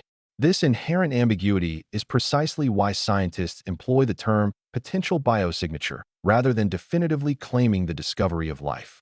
A potential biosignature refers to a substance or structure that could plausibly originate from biological processes but necessitates further data acquisition or additional investigation before any definitive conclusions can be drawn. This represents a deliberately conservative and cautious approach, given that an assertion of discovering extraterrestrial life, even extinct microbial life, is an extraordinary claim demanding extraordinary proof. The scientific community has learned this lesson well from past controversies, such as the announcement in 1996 that a Martian meteorite discovered in Antarctica contained what appeared to be fossilized bacterial remnants, a claim that subsequent research was ultimately unable to definitively confirm or refute. What renders the Shava Falls discovery particularly compelling is the geological age of the rocks. The Bright Angel Formation is relatively young by geological standards, predating many of the older rock formations that Perseverance has already examined. An earlier hypothesis posited that any signs of ancient life would likely be confined to the most ancient rock layers, formed during a period when Mars possessed a more substantial atmosphere and liquid water on its surface. The identification of potential biosignatures within younger rock strata suggests that Mars might have remained habitable for a more extended duration than previously hypothesized, or that favorable conditions for life may have recurrently returned at later geological epochs. It is conceivable that periodic volcanic activity might have warmed the planet, melting subsurface ice and creating transient oases where life could have persisted. The sample, officially christened Sapphire Canyon, in homage to a waterfall within the Grand Canyon, is now among the 30 samples that Perseverance has collected and meticulously stored within sealed titanium tubes. These samples collectively represent a comprehensive geological cross-section of Mars, encompassing rocks from various eras and environmental conditions, each carefully selected for its potential to hold clues about the planet's past. The ultimate objective is the repatriation of these samples to Earth as part of the ambitious Mars Sample Return mission. Although this mission faces considerable technical and budgetary hurdles, bringing these samples back would enable scientists to analyze them with instruments far surpassing the capabilities of anything currently deployable on Mars. These advanced instruments would be capable of precisely measuring isotope ratios, detecting amino acids, and examining mineral structures at the atomic level. Until that momentous occasion, the Sapphire Canyon sample rests within Perseverance's payload, a small fragment of Martian geology that might contain the most significant discovery in astrobiological history, or it might ultimately prove to be merely interesting geology. This pervasive uncertainty is both frustrating and undeniably thrilling. We are living in an era where the profound question of whether life exists beyond Earth may finally be answered, not through abstract conjecture, but through direct empirical observation. Whether that definitive answer originates from Mars, from the icy moons of Jupiter and Saturn, or from the spectroscopic analysis of exoplanet atmospheres, the global search is progressing at an unprecedented pace, propelled by technological advancements that were unimaginable just a generation ago. Some of these technologies, particularly those in the realm of artificial intelligence, are evolving so rapidly that they are fundamentally reshaping multiple scientific and industrial fields. Chapter 7. The Silicon Mind. In 2024, the average corporation allocated $1.9 million towards generative artificial intelligence initiatives. Yet, fewer than 30% of AI leaders reported that their chief executive officers were satisfied with the return on their investment. This disparity highlights a crucial aspect of our current position within the artificial intelligence revolution. The technology itself is demonstrably effective, at times spectacularly so, but translating that raw capability into tangible business value has proven more challenging than the initial widespread enthusiasm suggested. The year 2025 marks a turning point, as this reality check is compelling a recalibration, compelling organizations to transition from mere experimentation to focused, strategic deployment. The focus is shifting from the broad question of what can AI do, to the more critical inquiry of what problems can AI solve more effectively than existing methodologies. The inherent capabilities of AI continue to advance at a breathtaking speed. In September of 2025, researchers at Microsoft unveiled a significant breakthrough in protein simulation, utilizing an AI-driven system named AI-2BMOD. Proteins are the intricate molecular machinery of all living organisms, folding into complex three-dimensional structures that dictate their specific functions. Understanding the precise mechanisms of protein folding and their interactions is paramount for advancements in drug discovery, enzyme engineering, and comprehending the pathogenesis of diseases. However, simulating protein dynamics has historically been an extremely computationally demanding task due to the large molecular size, involving thousands of atoms, and their behavior being governed by quantum mechanical interactions at the most fundamental scales. AI-2BMOD empowers researchers to simulate these complex dynamics with unparalleled speed and accuracy, thereby potentially accelerating the discovery of novel drugs and therapeutic treatments. This is not an isolated instance of AI revolutionizing scientific inquiry. In the field of neuroscience, an AI model known as Cell Transformer, developed collaboratively by researchers at UCSF and the Allen Institute, has generated one of the most detailed maps of the mouse brain ever produced. This remarkable achievement involved identifying 1,300 distinct regions and subregions, including areas that were previously uncharted. The model operates by meticulously analyzing massive spatial transcriptomic datasets, essentially charting which genes are actively expressed in specific cells and their precise spatial locations. This analytical power allows the AI to discern subtle patterns and boundaries that might elude human researchers, thereby revealing the brain's organizational architecture with a level of detail that would ordinarily require decades of manual investigation. The identical AI methodologies can be applied to other organs and tissues, including cancerous tumors, thereby opening up new avenues for understanding disease progression and developing targeted treatments. Another notable AI advancement originated from University College London, where researchers engineered an algorithm capable of accurately classifying different types of brain cells based on their distinct electrical signatures with an impressive 95% accuracy. For decades, neuroscientists have been able to record the electrical activity of neurons, but determining the specific type of neuron from which the recording originated necessitated the use of genetic markers or intricate staining techniques. This novel approach leverages AI to recognize subtle, characteristic patterns within the electrical impulses emitted by different neuron types. Essentially, it involves teaching a machine to interpret the intricate neural code.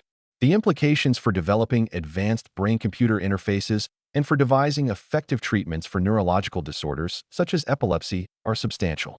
Although, as the researchers themselves prudently caution, significant progress is still required before this technology can be practically implemented in clinical settings. However, AI's influence extends beyond merely accelerating research. It is increasingly being integrated into everyday tools and operational workflows. Gartner forecasts that by 2025, 75% of enterprises will transition from pilot AI projects to full-scale operational implementation, necessitating a massive scaling of data infrastructure and analytical capabilities. AI agents, which are autonomous or semi-autonomous software entities capable of perceiving their environment, making independent decisions, and executing actions, are rapidly moving from theoretical concepts to tangible realities. These are not the rudimentary chatbots of 5 years ago, confined to pre-scripted responses. These are sophisticated systems empowered to manage complex tasks, such as analyzing intricate legal contracts, optimizing supply chain logistics, authoring and debugging software code, and even providing personalized medical guidance. The burgeoning proliferation of AI agents inevitably raises profound questions that transcend purely technological considerations. If an AI agent commits an error resulting in harm, who bears the responsibility? Is it the developer, the corporation deploying the agent, or the end user who placed reliance upon it? In late 2025, a lawsuit filed in Colorado brought these critical issues to the forefront when parents alleged that an AI chatbot had contributed to their teenager's suicide by engaging in simulated emotionally manipulative conversations. This case has the potential to become a landmark in establishing legal liability for AI systems and defining the ethical obligations incumbent upon the companies that create them. As artificial intelligence becomes increasingly sophisticated and more deeply integrated into sensitive domains such as mental health, education, and interpersonal relationships, society will be compelled to confront fundamental questions concerning trust, accountability, and the appropriate ethical boundaries for artificial intelligence. Furthermore, there is the pressing question of how artificial intelligence itself will continue to evolve. Current large language models are trained on vast repositories of text meticulously scraped from the internet. learning intricate patterns and language that enable them to generate coherent and often useful responses. However, they do not possess genuine comprehension in any profound sense. They lack common sense reasoning, they are prone to factual inaccuracies, and they can be susceptible to manipulation through adversarial inputs. Occasionally, they produce outputs that, while confidently presented, are entirely erroneous, a phenomenon commonly referred to as hallucination. The next generation of AI systems will need to address these inherent limitations, incorporating enhanced reasoning capabilities, the ability to self-verify their outputs, and perhaps some form of understanding that transcends mere pattern matching. Some researchers propose that the most promising path forward lies in the synergistic integration of different AI paradigms, a concept known as composite AI. Rather than relying on a singular, monolithic large model, this approach advocates for building systems that integrate multiple specialized models, each excelling at a particular task, alongside traditional software components and databases. Others believe that the next significant breakthrough will emerge from improved training methodologies or from the deeper integration of AI with robotics, equipping AI with a physical embodiment and sensory feedback mechanisms that would allow it to learn about the physical world in a manner analogous to human development. Additionally, there is a growing interest in neuromorphic computing, which involves constructing specialized chips that meticulously mimic the intricate structure of biological brains, potentially offering AI capabilities that are both more efficient and more powerful than current approaches. Regardless of the specific trajectory AI ultimately follows, it is unequivocally clear that we are still in the nascent stages of comprehending the full scope of this technology's capabilities and limitations, as well as its profound implications for society. The palpable excitement surrounding AI is entirely justified, and its potential is undeniably real, but so too are the accompanying challenges and inherent risks. As we continue to develop increasingly potent forms of artificial intelligence, it is equally imperative that we cultivate the wisdom to utilize this technology responsibly. This same imperative for wisdom is equally applicable to another domain where our fundamental understanding of reality itself may be undergoing a significant transformation: the enigmatic constituents that appear to comprise the vast majority of the universe. Chapter 8. The Illusion of Darkness. For nearly a century, cosmologists have operated under the prevailing belief that the universe is predominantly composed of entities that remain invisible to us. Ordinary matter, the fundamental building block of stars, planets, and indeed all life, accounts for a mere approximately 5% of the universe's total mass energy content. An additional 27% is attributed to dark matter, an invisible substance whose presence is inferred through its gravitational influence on galaxies. The remaining 68% is accounted for by dark energy, a force even more enigmatic, which appears to be the driving mechanism behind the accelerating expansion of the universe. Collectively, dark matter and dark energy exert a dominant influence on the cosmic budget, shaping both the structure and the ultimate fate of all existence. However, what if these omnipresent cosmic entities do not, in fact, exist? In October of 2025, a groundbreaking paper authored by Rajendra Gupta, an adjunct physics professor at the University of Ottawa, put forth a radical alternative hypothesis. Rather than populating the universe with invisible particles and inexplicable energies, Professor Gupta posits that the fundamental forces of nature, such as gravity, are gradually diminishing in strength as the universe ages. If this proposition holds true, then the phenomena we currently attribute to dark matter and dark energy might simply be illusory artifacts arising from the application of constant physical laws to a universe where those laws are progressively evolving. This concept is both elegantly simple and profoundly significant. We operate under the ingrained assumption that the strength of gravity today is identical to what it was a billion years ago and will remain so a billion years hence. But what if this fundamental assumption is erroneous? What if gravitational attraction was marginally stronger in the past and will be marginally weaker in the future? Such a gradual change could manifest as distant galaxies rotating at speeds exceeding our predictions based solely on visible matter, thereby mimicking the effect we attribute to dark matter. It could also cause the universe's expansion to appear to accelerate over time, mirroring the observed effects of dark energy. Within this theoretical framework, there is no necessity to postulate the existence of exotic, invisible substances, only the need for time-varying fundamental constants, a universe where the governing rules subtly shift as space itself undergoes evolution. This is not the inaugural instance of an attempt to modify our established laws of physics to obviate the need for dark matter and dark energy. Modified Newtonian dynamics, or MOND, has been a subject of study for decades and has demonstrated considerable success in explaining the rotational curves of galaxies without invoking the presence of dark matter halos. However, MOND has encountered difficulties in accounting for observations at larger cosmological scales, such as the behavior of galaxy clusters or the intricate patterns observed in the cosmic microwave background radiation, the faint afterglow of the Big Bang. Professor Gupta's proposed approach, which he terms CC plus TL, endeavors to provide a unified explanatory framework for both the cosmological regime, where dark energy appears to exert its influence, and the astrophysical regime, where dark matter seems indispensable. By introducing a parameter that is sensitive to both time and the local density of matter, he is able to accurately reproduce the observed rotational velocities of galaxies and the accelerated expansion of the universe, all without necessitating the introduction of any novel cosmic constituents. The timing of this theoretical proposal is particularly noteworthy, as it coincides with other observational indications suggesting that something may indeed be amiss with our current standard cosmological model. Data released in April of 2025 from the Dark Energy Spectroscopic Instrument, or DESI, suggests that dark energy may not, in fact, be a constant entity. Instead, it might be progressively weakening over time, evolving in ways that are not readily explicable by the standard model.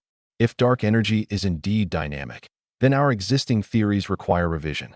And once the process of revision is initiated, it becomes prudent to question whether dark energy, as we currently conceptualize it, exists at all.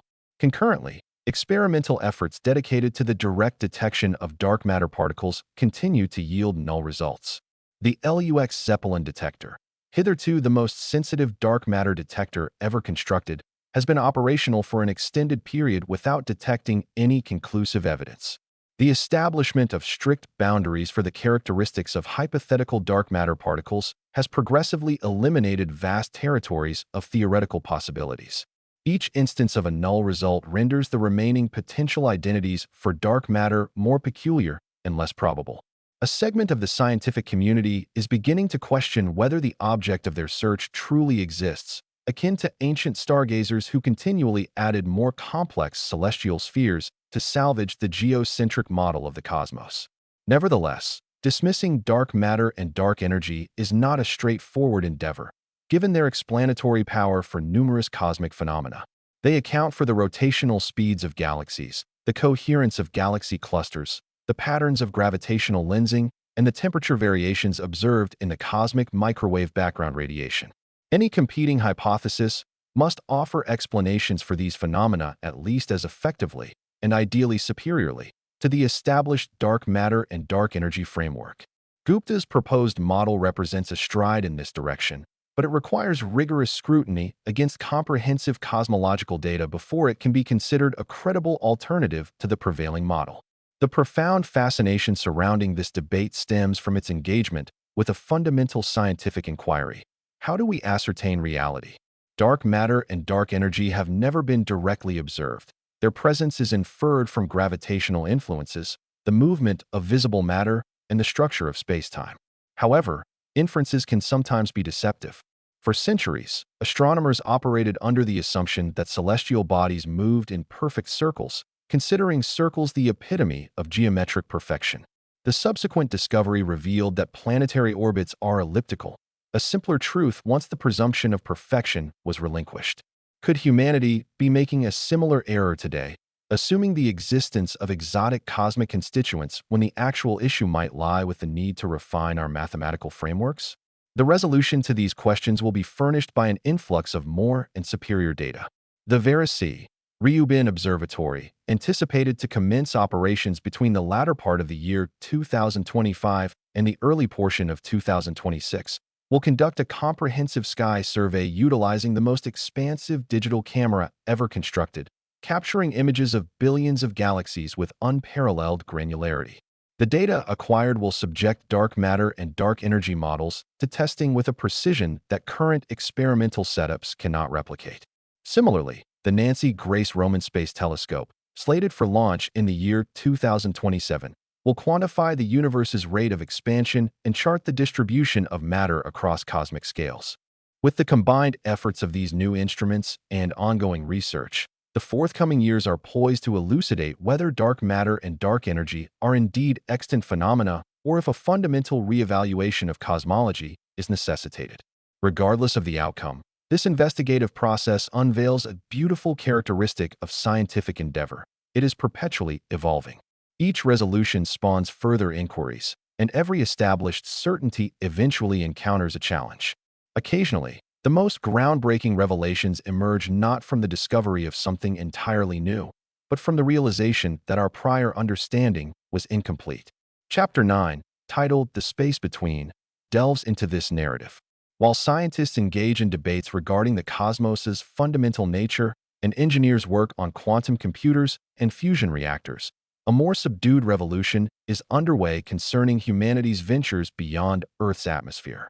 On the 8th day of October in the year 2025, Blue Origin successfully conducted its 15th space tourism flight.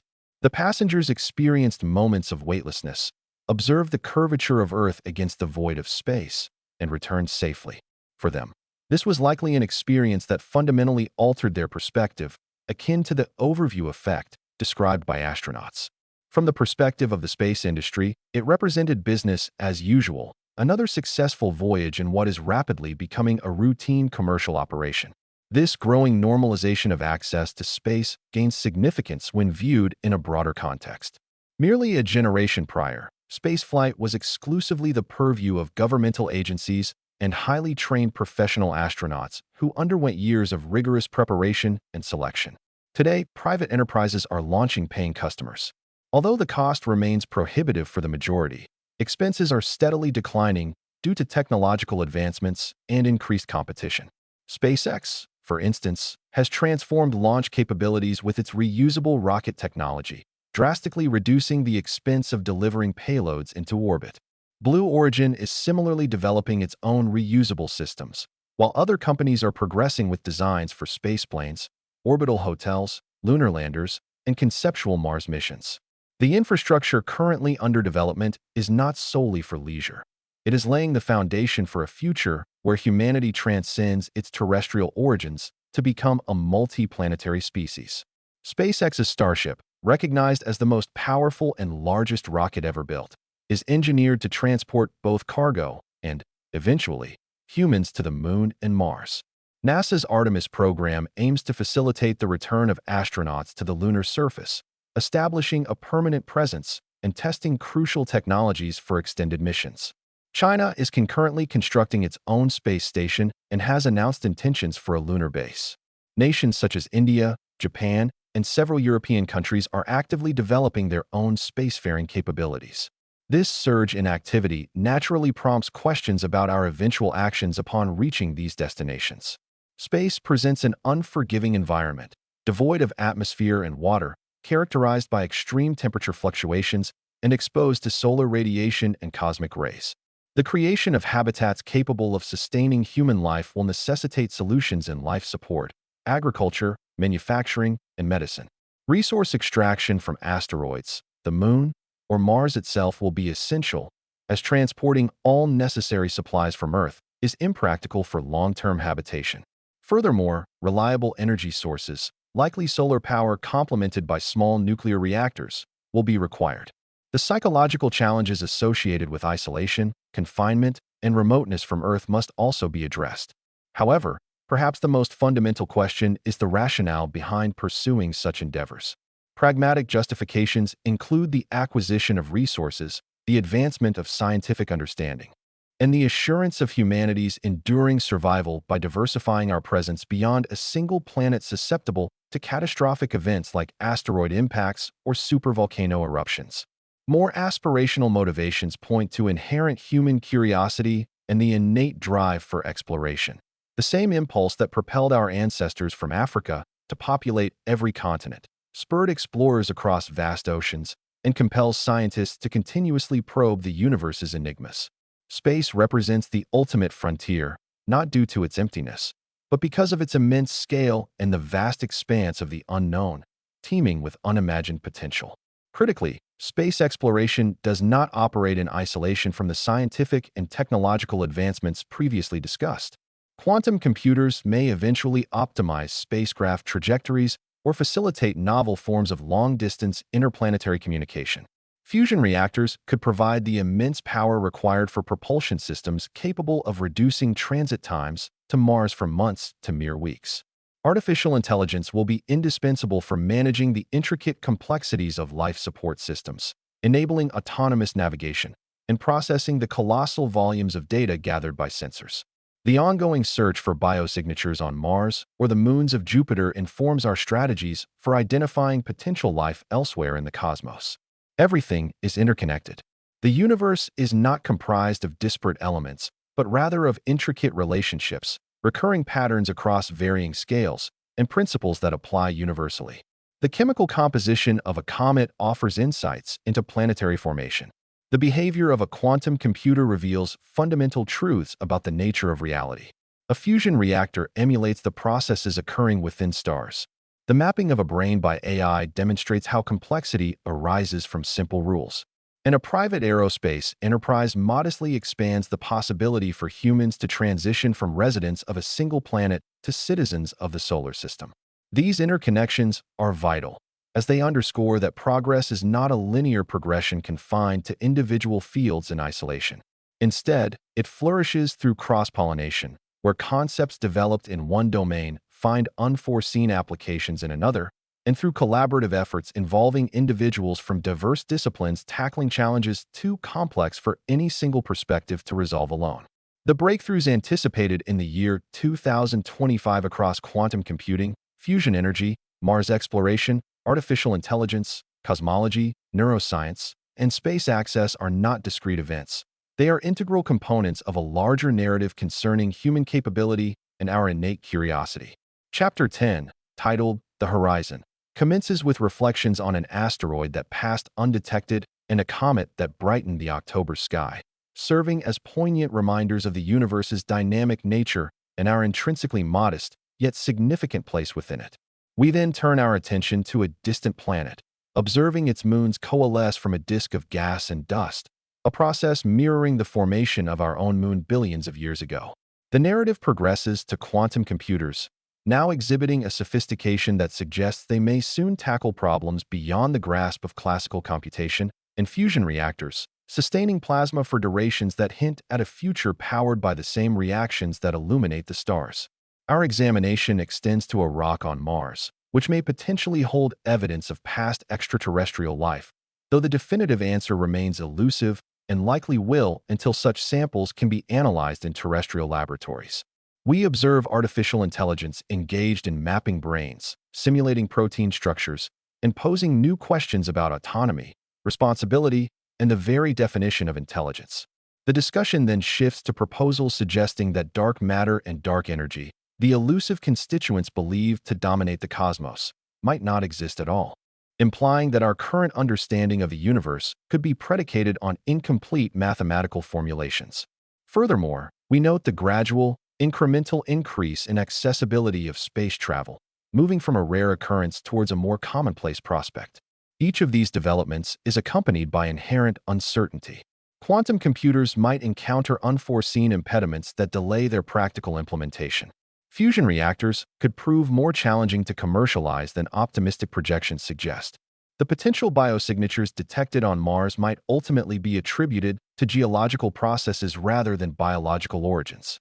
AI development could plateau or necessitate conceptual breakthroughs yet to be conceived.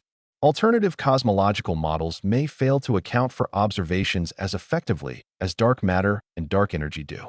And space exploration might persist as an expensive and perilous undertaking, remaining the domain of governments and the ultra-wealthy rather than the general populace. However, uncertainty should not be conflated with futility. It represents the fertile ground where discovery flourishes, our comprehension expands, and where we test hypotheses against empirical reality, revising them when they prove inadequate. Science is not merely a compilation of facts, but a dynamic process, a method of inquiry and refinement. The questions we are currently posing are among the most profound ever contemplated. What is the fundamental composition of the universe? How did life originate? Can we harness stellar power? What constitutes consciousness? Are we alone in the cosmos? How can we ensure that the technologies we create serve humanity's benefit rather than its detriment? These questions do not yield simple answers, and that is precisely their value. Their difficulty makes them worthy of pursuit. The true merit lies in the quest itself, in the knowledge acquired along the way, in the innovative tools developed to probe deeper, and in the evolving perspectives that accompany our expanding understanding. A century ago, the universe's expansion was unknown. 50 years ago, robotic exploration of Mars and the discovery of exoplanets were beyond our reach. 25 years ago, quantum computers were mere laboratory curiosities, and AI struggled to recognize handwritten digits. The pace of change is accelerating, fueled by compounding advancements in computation, materials science, instrumentation, and fundamental understanding. What will the next decade unveil? Should fusion power achieve commercial viability, energy abundance could revolutionize civilization, alleviating poverty for billions and enabling projects currently considered beyond imagination. The maturation of quantum computers could expedite breakthroughs in drug discovery, material science, and cryptography, fundamentally altering industries and global dynamics. Confirmation of biosignatures on Mars or their detection in an exoplanet's atmosphere would constitute one of humanity's most significant discoveries, providing irrefutable evidence that life is not exclusive to Earth.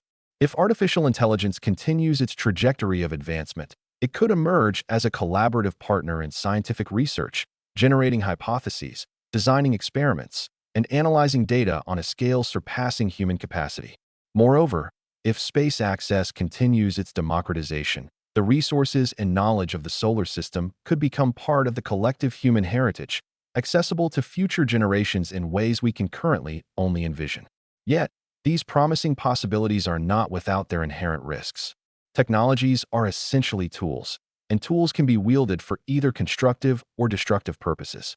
Quantum computers possess the potential to compromise encryption systems safeguarding everything from financial transactions to military communications. Fusion energy, if weaponized, could lead to devastating consequences. AI systems might perpetuate existing biases, displace human employment, or be deployed in ways that diminish rather than enhance human well-being.